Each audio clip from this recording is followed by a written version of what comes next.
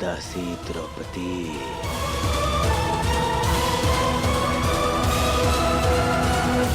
अपने स्वामी की आज्ञा का पालन करो। आओ। मैं यज्ञ की अग्नि से जन्मी यज्ञ सेनी हूँ दुर्योधन, और अग्नि की ताप को बांधा नहीं जा सकता।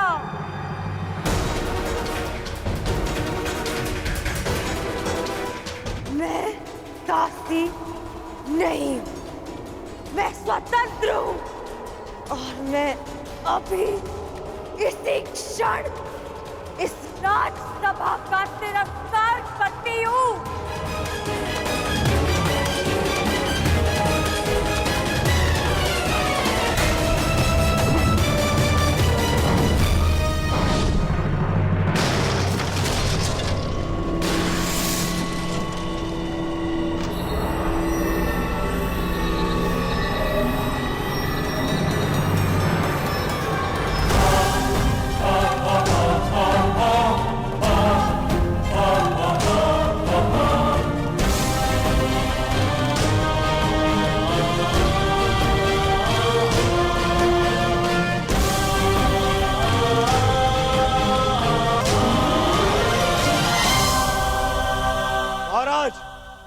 ये दासी आपका और मेरा अपमान करके इस सभा से जा रही है। क्या इसे दंड देने का अधिकार है मुझे? द्रौपदी,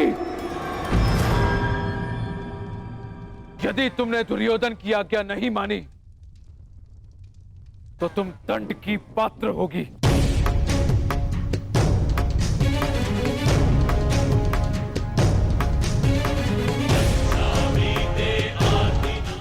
मुझ पे यज्ञ की अग्नि का अधिकार, अब भी मुझ पर मेरे पिता का अधिकार है। पांडव भले ही अपनी पत्नी को हार गए हो, परंतु द्रौपदी अब भी स्वतंत्र है।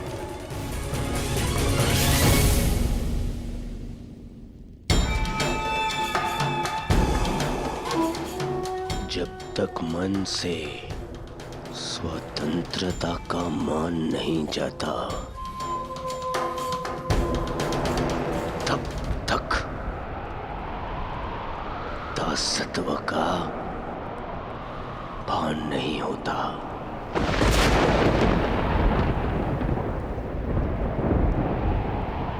तो फिर छीन लो आन इसका।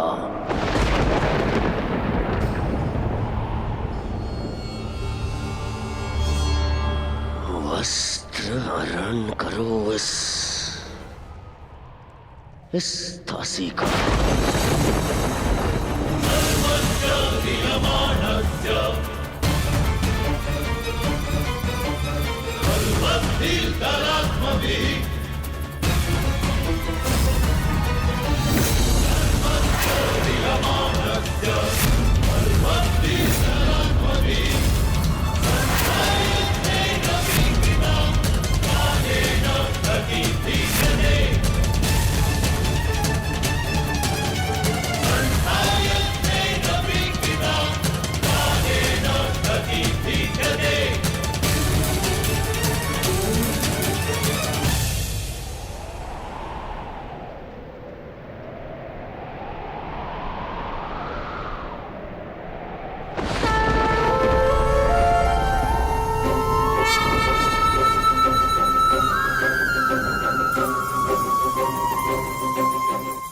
असंभव!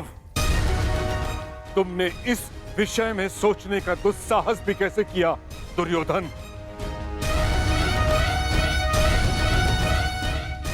जब मनुष्य पर नाश चाहता है, पहले उसका विवेक हार जाता है दुर्योधन। अपने विनाश को आमंत्रण मत दो।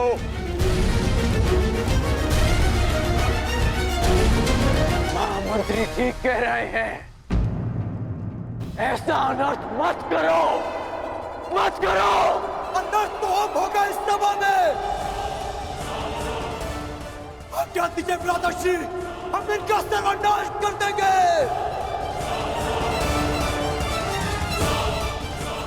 हाँ ज्येष्ठ, गुरुकुल में हुए इस पाप का कलंक मैं अभी यही कौरवों के रक्त से धोऊंगा।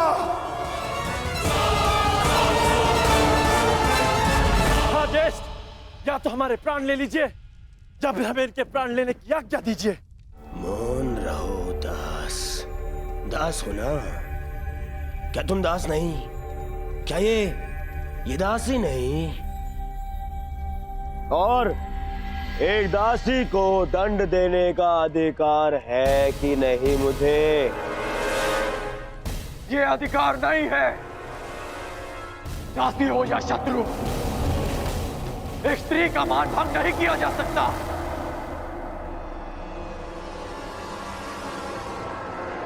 और वो एक कुलवधू है।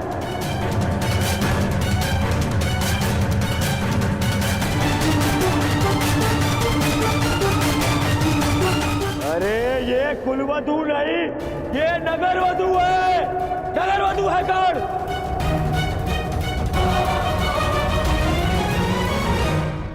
तुम बताओ कर्ण, जो हर 2 महीने में अपना पति बदले, वो कौन है?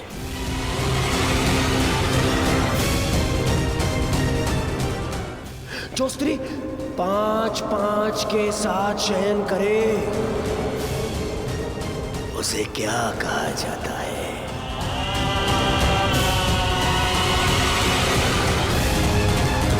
बताओ कर्ण। शब्दकोश में 5-5 पुरुषों के साथ में संसर्ग करने वाली स्त्री को क्या कहते हैं?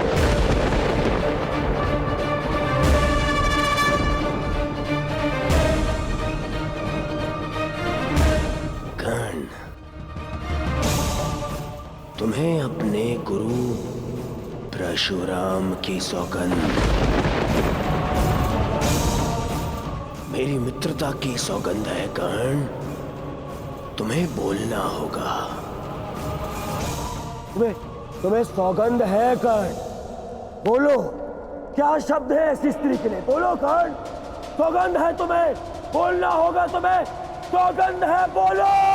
क्या कहते हैं? क्या कहते हैं? क्या कहते हैं?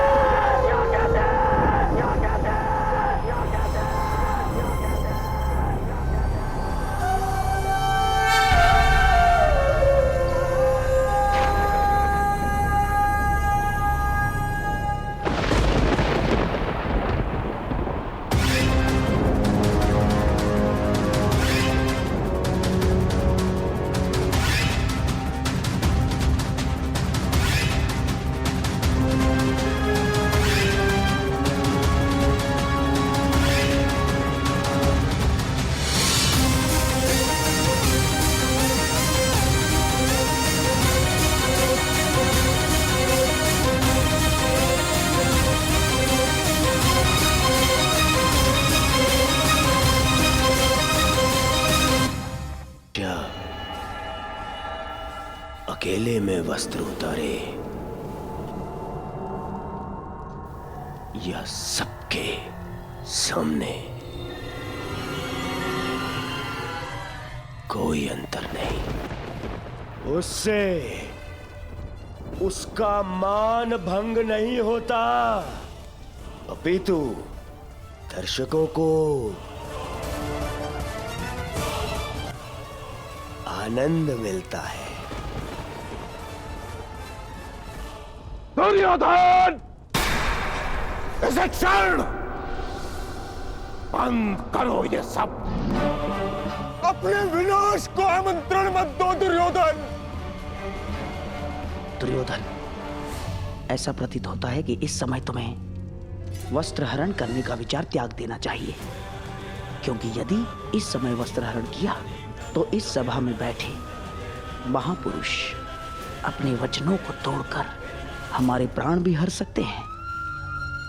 इस दासी के वस्त्र हरण से पूर्व तुम्हें इन वीरों का शस्त्र हरण कर लेना चाहिए। ठीक है मामा श्री।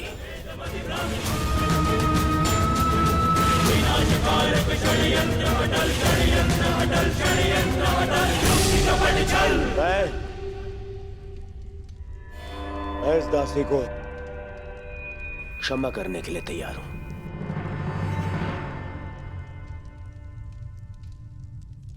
परंतु एक स्थिति में कि यहां बैठे सभी स्वतंत्र वीर मेरे समक्ष अपनी सेवा स्वीकार करेंगे।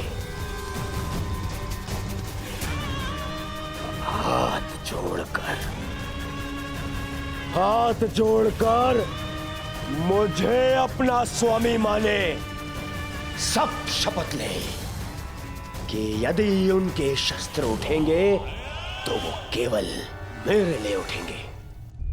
यदि स्वीकार है तभी मैं इस दासी को क्षमा कर सकता हूं।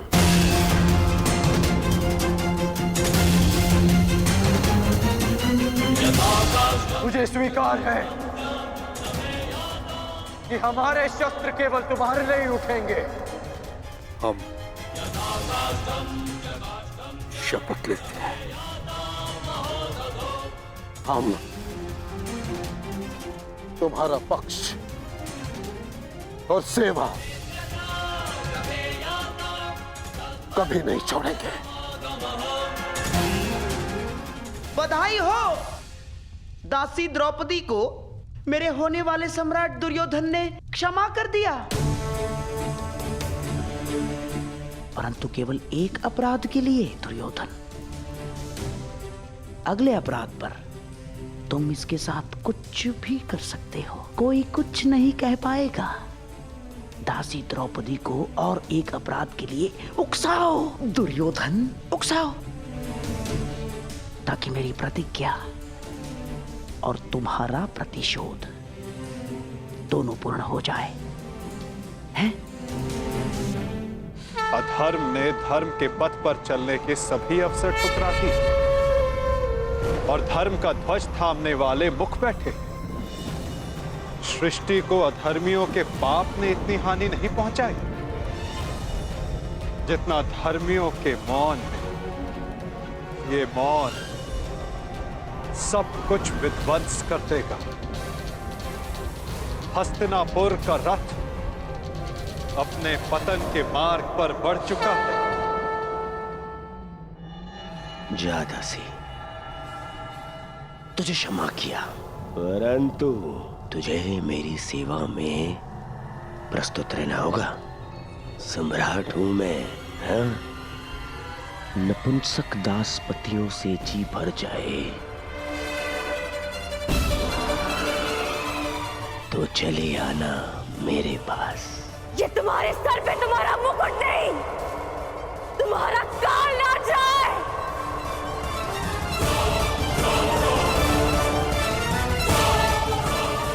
नीच!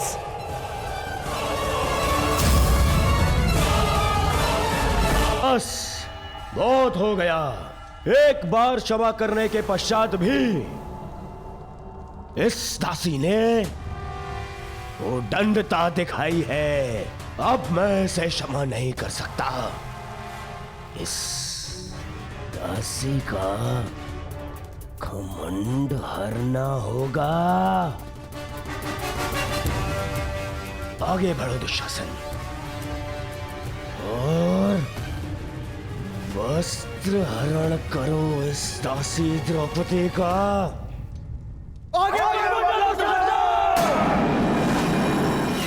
सर्वनाश हो जाएगा। हमारे दिए वचन का अनुचित लाभ मत उठाओ दुर्योधन। कौन रहिए आप सब?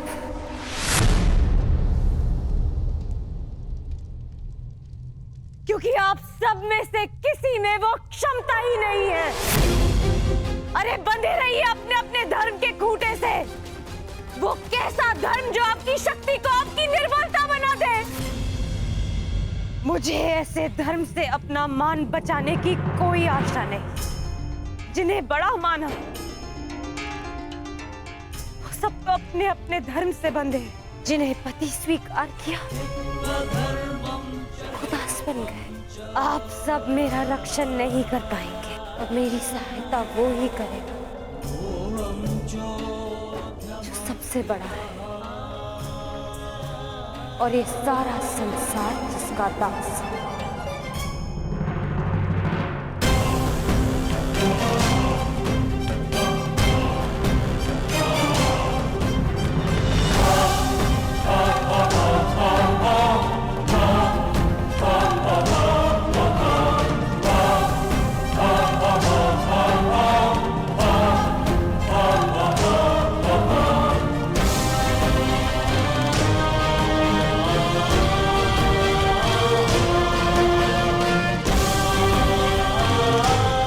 आगे बढ़ो दुशासन, आज परीक्षा तुम्हारे बाहुबल की नहीं,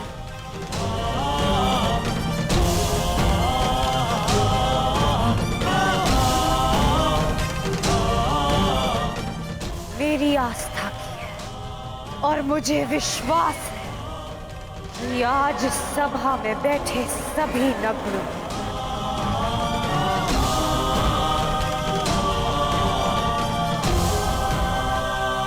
और द्रौपदी की रक्षा करने आप स्वयं आएंगे गोविंद।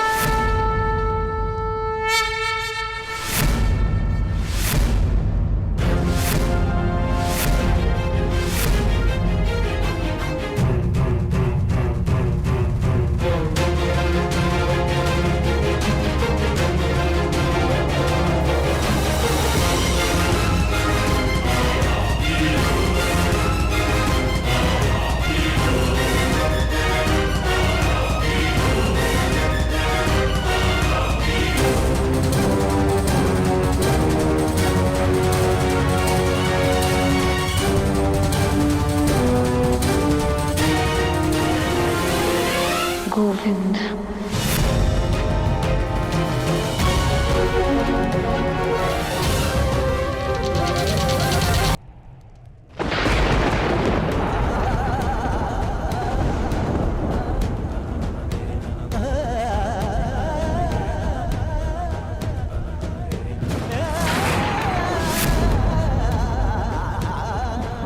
गोविंद,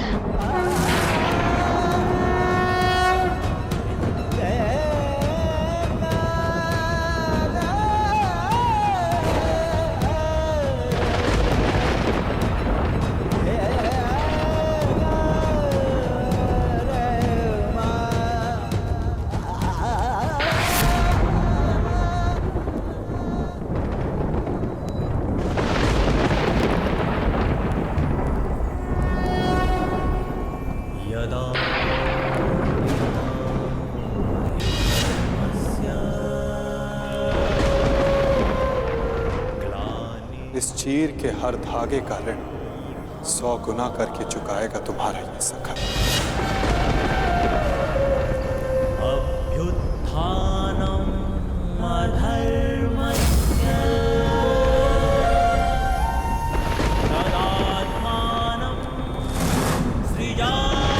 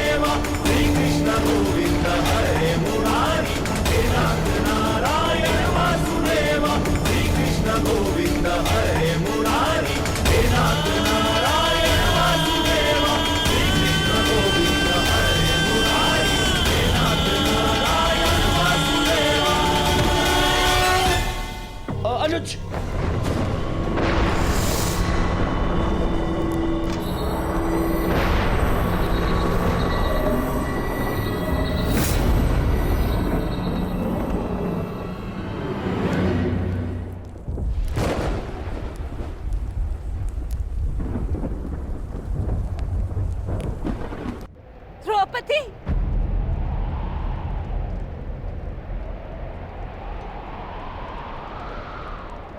पुत्री द्रौपदी,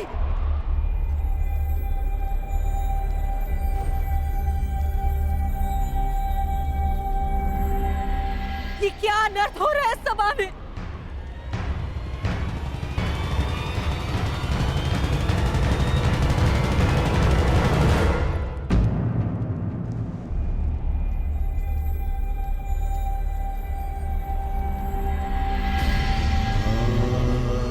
मेरे निकट मत आइएगा माताश्री, मैं मलिन हूँ। नहीं नहीं पुत्री, मेरी पुत्र वधु मलिन नहीं हो सकती। मैं आपकी पुत्र वधु नहीं, ना ही कुरुवंश की कुल वधु।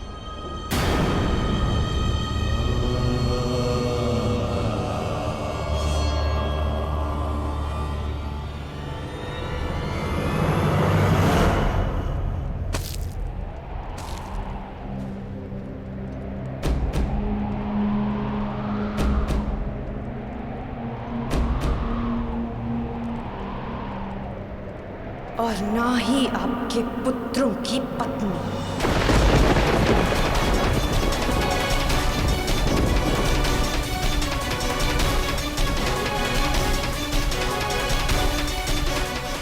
मैं एक जीता जागता शव हूं, शव। इस संसार की स्त्रियों की लुटी हुई मर्यादा का मैं कुंड हूं, इस सृष्टि की सभी स्त्रियों के आंसुओं का। आज मैं अग्नि नहीं, आज मैं अग्नि सुता नहीं, स्वयं अग्नि हूं। इस मूक मौन सभा के शमशान में जलते हुए नारी के मान के चिता की अग्नि हूं मैं, जो सब कुछ भस्म कर देगी, सब कुछ नाश कर देगी।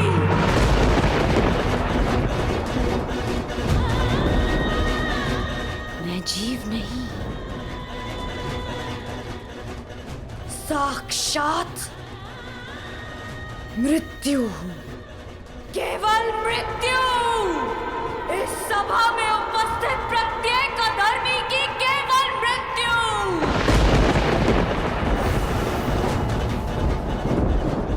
जो इस नग्न सभा में विनाश का नग्न नृत्य करेगी, जो सभा मेरा अपमान देखकर मौन रही, वो सदा के लिए मौन रह जाएगी। मुझसे हरण किए गए वस्त्र इस सभा में सभी के शव वस्त्र बनेंगे। जिसने मेरे अपमान पर अट्टहास किया, उन सबकी मृत्यु पर ऐसा विलाप होगा कि संसार युगों तक स्मरण रखेगा।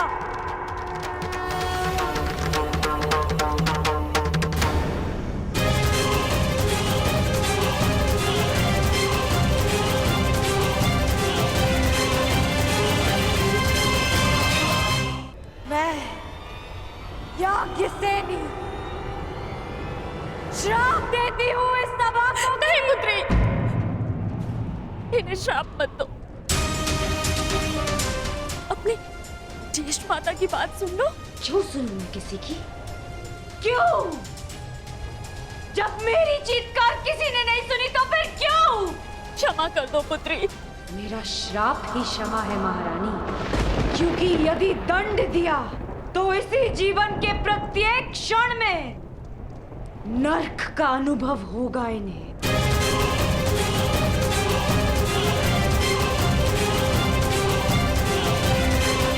ठीक कहा पुत्री पांचाली।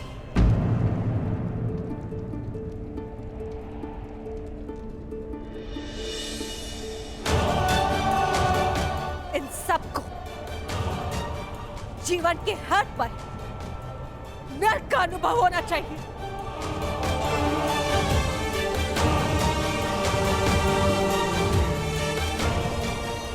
हस्तिनापुर के रक्षकों के मध्य, हस्तिनापुर के आचार्यों के रहते, संसार के सबसे बड़ी नीतिवानों के मध्य यह नाटक कैसे हुआ? मैं आपसे पूछती महामंत्री, हस्तिनापुर में अंधे युग का प्रारंभ कैसे हुआ? क्यों नहीं आपने इच्छा मृत्यु मांग ली ताश्री? और आपने क्यों नहीं अपने ही वाणों से अपने हृदय को भेद लिया द्रोणाचार्य?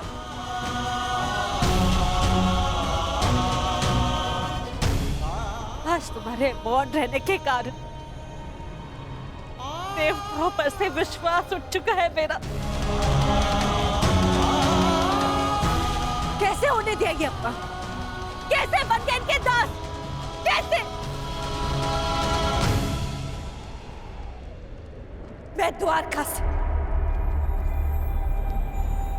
कृष्ण की नारायणी सेना लेकर आऊंगी और बलराम के बल से विनाश कर दूंगी इसका।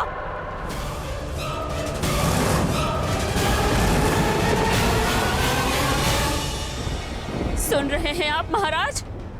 सुनाई तो दे रही है ना आपको? हस्तिनापुर की ओर बढ़ रही इस विनाश के पश्चात अपने आंखों पर पट्टी बांधते समय मैंने ये नहीं सोचा था कि एक दिन ऐसा भी आएगा आप अपने मन की आंखों पर पट्टी बांध लेंगे। अगर थोड़ी सी भी लज्जा शेष है आप में तो कुछ कीजिए, इस ज्वालामुखी को फटने से रोक लीजिए महाराज। आज निश्चित रूप से ही हस्तिनापुर लज्जित हुआ है। पांचाली पुत्री, मैं तुम्हें वर देता हूं, तुम जो चाहोगी वैसा ही होगा। क्या चाहती हो पुत्री? मांगो, मेरा वचन है तुम्हें। एक स्त्री के लिए उसका मान सबसे बड़ा होता है और इस सभा में पहले उससे उसका सब कुछ छीन लिया और अब ये प्रस्ताव रख रहे हैं कि जो वर मांगोगी मांग लो। अब मैं मांगूंगी नहीं, दूंगी, श्राप दूंगी। मैं याज्ञसेनी इस गुरुकुल को श्राप देती हूँ कि क्षमा करो, मेरे मूर्ख पुत्रों को श्राप देकर उनका त्राण मत करो। तुम्हें जो चाहिए वो मांगो, परंतु श्राप मत दो। मुझसे जो छीना गया वो मुझे कोई नहीं लौटा सकता, परंतु इस अधर्मी खेल में मेरे पतियों से जो छीना गया वो उन्हें लौटा दीजिए।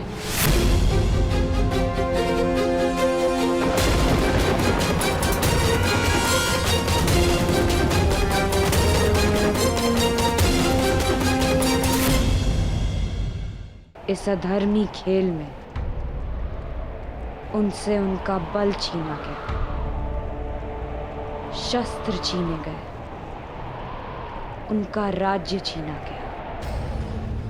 उन्हें उनका बल, उनका मान, उनके शस्त्र और उनका हारा हुआ राज्य लौटा दीजिए।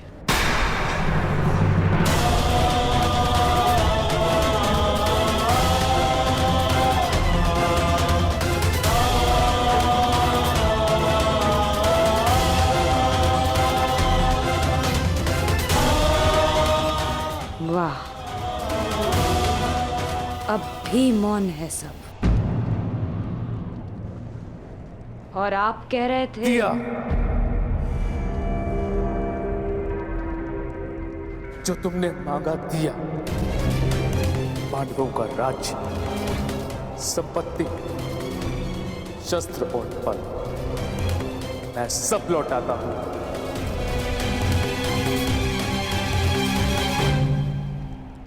नहीं पिताश्री, मेरी जीती हुई संपत्ति को लौटाने का अधिकार आपको नहीं है पिताश्री।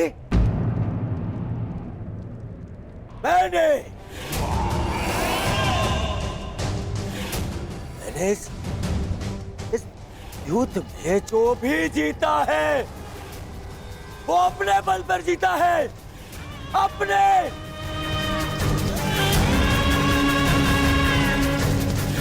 बिना छल के जीता है, बिना युधिष्ठिर को विवश किए जीता है, बिना धर्म किए जीता है। फिर क्यों मैं इसे लौटा दूं? क्यों? हाँ, आप बताइए महामंत्री, पितामह आप बताइए, आप सब बताइए, क्या इस युद्ध में कोई भी अधर्म हुआ है? कोई भी?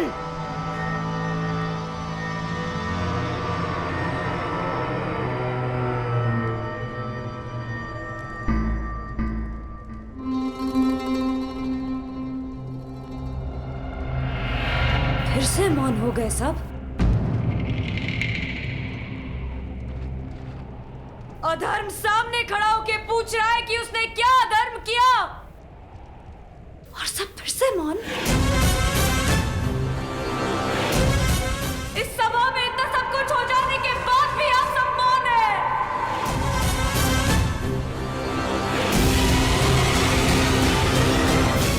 रहिए मौन सब, रहिए मौन।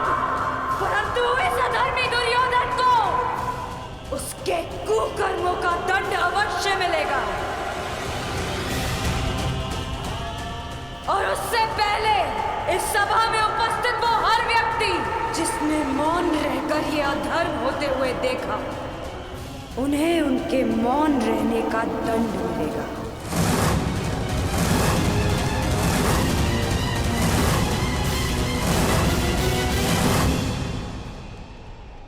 श्राप है ये अग्निसुता द्रौपदी का।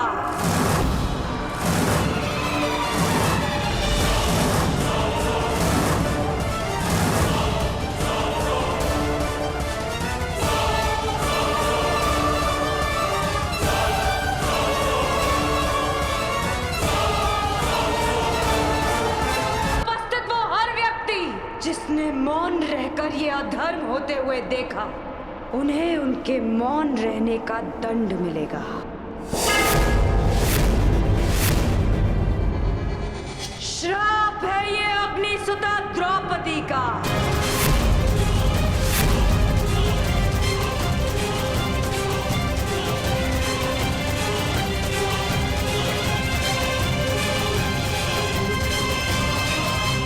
पांचाली, वहीं रुक जाइए महान पांडु पुत्रों। मैंने आपको क्षमा नहीं किया,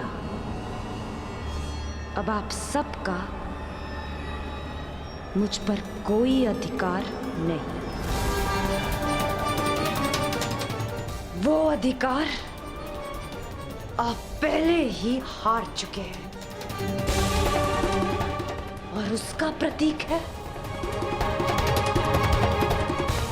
ये खुले हुए केश,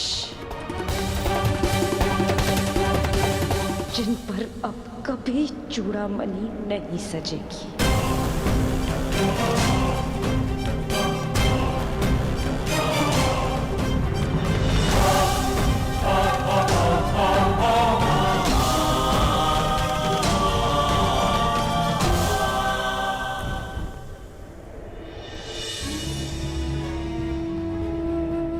अपना जीवन दांव पर लगाकर स्त्री संतान को जन्म देती है। पुत्र के जन्म में अपना नया जीवन खोजती है। पीड़ा के उन पलों में भी उसकी आंखों में दुख के अश्रु नहीं होते। मुख पर प्रसन्नता, मन में संतोष होता है। और बदले में हम पुरुष उसे क्या देते हैं? पुरुष के किए गए हर कार्य का दंड अंततः स्त्री को भुगतना पड़ता है। क्यों? राम को दंड देने के लिए सीता का हरण होता है। सीता को ही अग्नि परीक्षा क्यों देनी होती है? युद्ध पुरुष करता है और पराजित स्त्री होती है। वीर गति पाकर पुरुष स्वर्ग भोगता है और विधवा होकर स्त्री नरक भोगती है। क्यों? क्यों पुरुष का अहंकार जगता है और स्त्री की स्वतंत्रता को सुला दिया जाता है? जुए में, मदिरा के मद में धन पुरुष खोता है और भूख स्त्री के भाग्य में आती है। क्यों? विवाह के पश्चात स्त्री सौभाग्यवती बनकर घर में आती है और उसके मस्तक पर सिंदूर के रूप में उसके पति की दासी होने का चिन्ह लगा दिया जाता है। अपनी इच्छा से 100 पत्नियां रखने वालों को पराक्रमी समझा जाता है और दुर्भाग्यवश एक से अधिक विवाह करने वाली महिला को वैश्या कहकर पुकारा जाता है। क्यों? पुरुष असफल होकर संसार का त्याग करता है और अपना घर संसार चलाने के लिए स्त्री को संघर्ष करना पड़ता है। क्यों? क्यों हम पुरुषों के हर दुष्कर्म का फल स्त्री को भुगतना पड़ता है? जो जीवन देती है उसका अधिकार तो केवल आनंद, प्रसन्नता और सम्मान होना चाहिए। फिर उसका चीरहरण क्यों होता है? स्मरण रखना, जब तक स्त्री को मान, सम्मान और अधिकार मिलेंगे, ये सृष्टि फलेगी, फूलेगी, विकास होगा। और जब जब स्त्री का मान भंग होगा, जब जब उसका अभिमान पुरुष के दम तले कुचला जाएगा, तब विनाश होगा। हर बार एक नए रूप में एक महासंग्राम होगा, एक महाभारत होगा।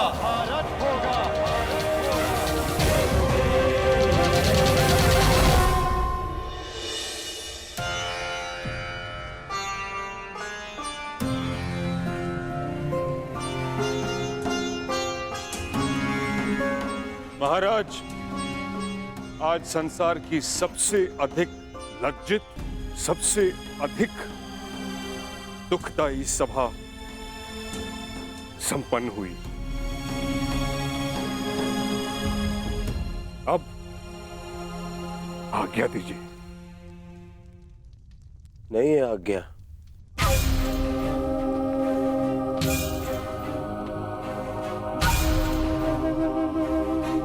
अब क्या शेष है?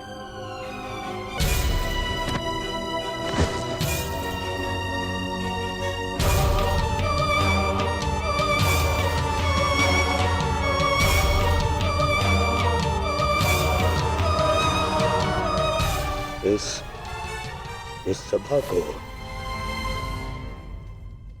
अभी अपने महाराज का पिंडदान देखना शेष है।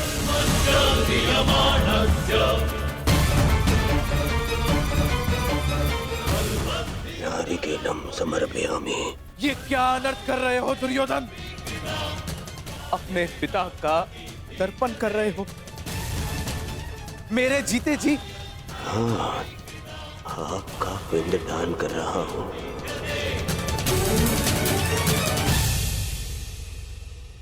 मैं आज से अनाथ हुआ पिताश्री। ये क्या मूर्खता है दुर्योधन?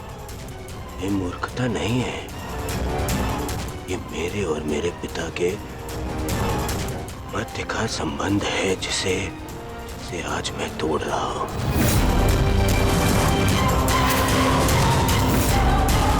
और आप इस संबंध से जुड़े हुए नहीं हैं,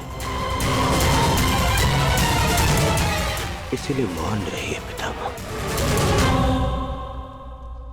क्योंकि आज जो मेरे साथ हुआ उससे यही प्रतीत होता है कि मैं मैं पिता विहीन हूं। एक पिता अपने संतान के लिए जीता है।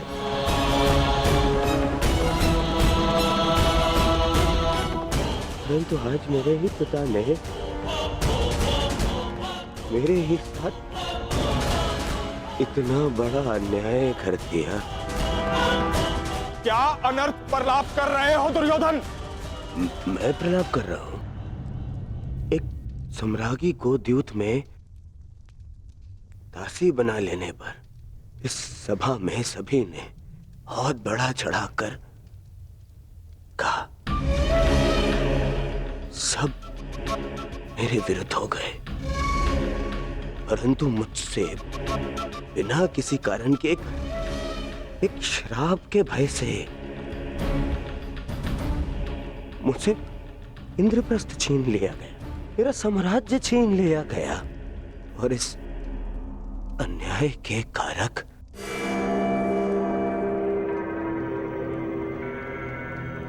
आप हैं पिता महाराज। पहले पितामह के कारण हस्तिनापुर का विभाजन होने दिया आपने, और आज एक श्राप के भय से मेरा जीता हुआ साम्राज्य छीन लिया। महामंत्री, वेदों के ज्ञाता, महाज्ञानी, मंत्र पढ़े। मैं आज अभी इसी क्षण अपने पिता का श्राद्ध करूंगा।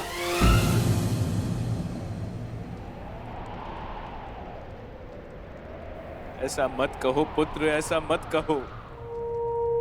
मैं विवश हूं। मैं पांडवों का राज्य उन्हें लौटा चुका हूं पुत्र, परंतु ये श्राद्ध मैं सहन नहीं कर सकता पुत्र, सहन नहीं कर सकता। अब तुम्हारे त्राण के लिए मैं क्या करूं? आपके पुत्र को इस त्राण से बचाने के लिए और जीते जी आपको श्राद्ध से बचाने के लिए मेरे पास एक उपाय है महाराज।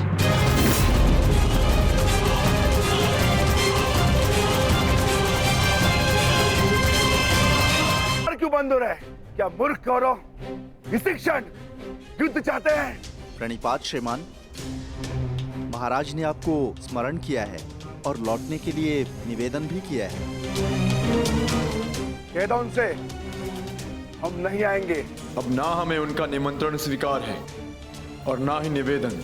ये निवेदन नहीं है अनुज। यदि ये निवेदन होता तो द्वार इस प्रकार बंद नहीं होता। ये आदेश है। तो मैं आदेश और ये द्वार दोनों तोड़ दूंगा। हम लौटेंगे तो बस युद्ध के लिए। नहीं अनुज भीम, नहीं। ताश्री हमारे बड़े हैं। यदि उन्होंने आज्ञा दी है तो हमें जाना होगा। ये आज्ञा नहीं है भ्राताश्री, जाल है और हमें इसमें नहीं फंसना है। पांचाली यहां से जा चुकी है, व्यथित है, हमें उसे संभालना है। हमें इंद्रप्रस्थ जाना होगा भ्राताश्री। ये जाल है तो भी हमें धर्म के कारण जाना होगा।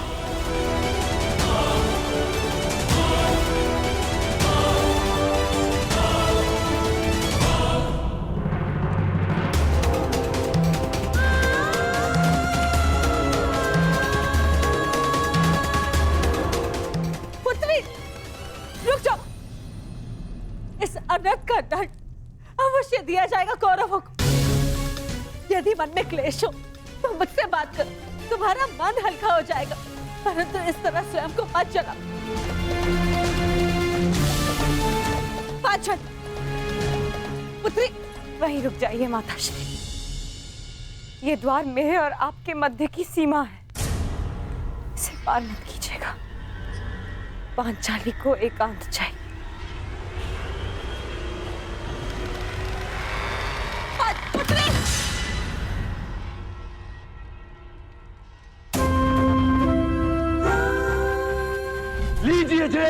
आपका आदेश ना मानने वाली दासी।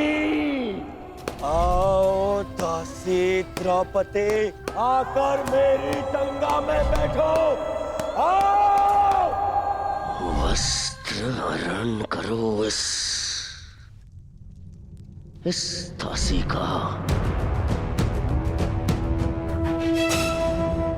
जो हर 2 महीने में अपना पति बदले, जो स्त्री 5-5 के साथ शयन करे, उसे क्या कहा जाता है?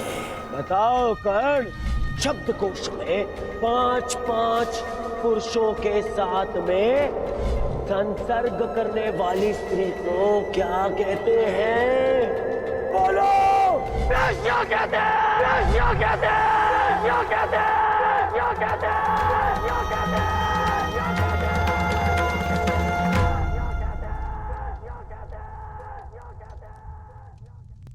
सैनिक, दरवाजा तोड़ दो। पांचाली। ये द्वार द्रौपदी के मन का है बुआ। ये यातना से नहीं खुलेगा, ना ही बल से टूटेगा।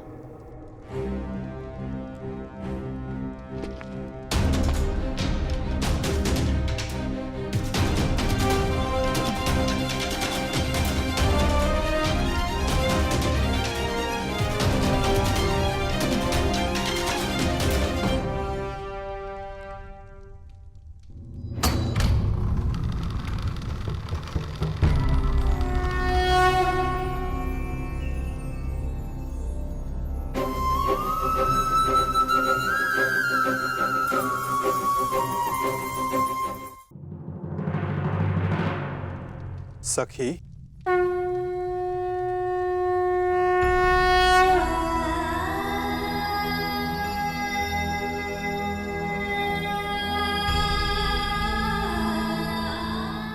चले जाइए सखा, भीतर मत आइएगा। मैं मलिन हूँ।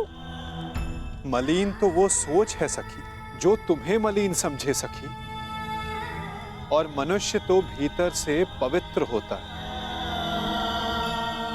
तुम तो उस गंगा की भांति हो जो सबके पाप हरने के पश्चात भी मलिन नहीं होती। तुम पावनी पवित्र हो।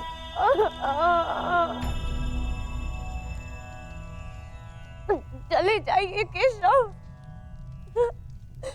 मेरे संताप का ताप बहुत तीव्र है। कदाचित ये मेरे सखा को भी क्षमा न करे। सखा हूं तुम्हारा, तुम्हारे सुख दुख हानि लाभ में बराबर का भागीदार हूं मैं। तुम्हारे सुख में आनंद किया और आज अपने हिस्से की पीड़ा तुमसे लेने आया हूं, तो अपने भागीदार को उसका अधिकार नहीं दोगी सखी?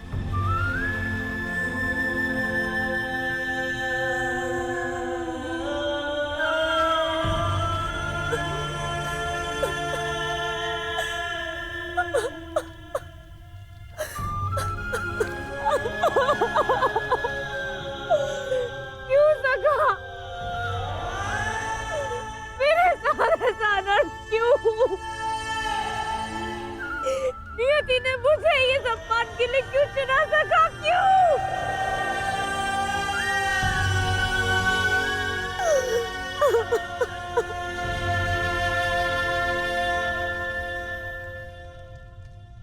क्यों? ये क्यों बड़ा भयानक होता है सखी? क्योंकि हम इस क्यों के उत्तर को खोजते रह जाते हैं और अपना लक्ष्य खो बैठते हैं।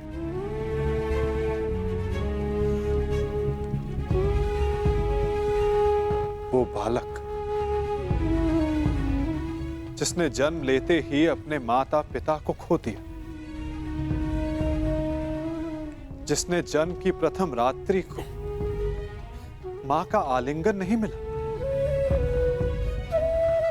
ज्वार खाती यमुना का आलिंगन मिला, यदि वो बालक नियति से इस क्यों का उत्तर मांगता तो क्या मथुरा और गोकुल की नियति को बदल पाता?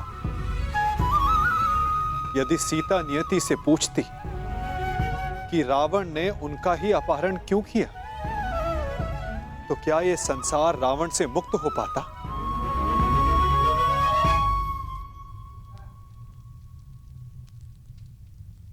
जो कल बीत गया सखी, यदि उसका दुख वर्तमान में मनाओगी तो अपने भविष्य को खो बैठोगी।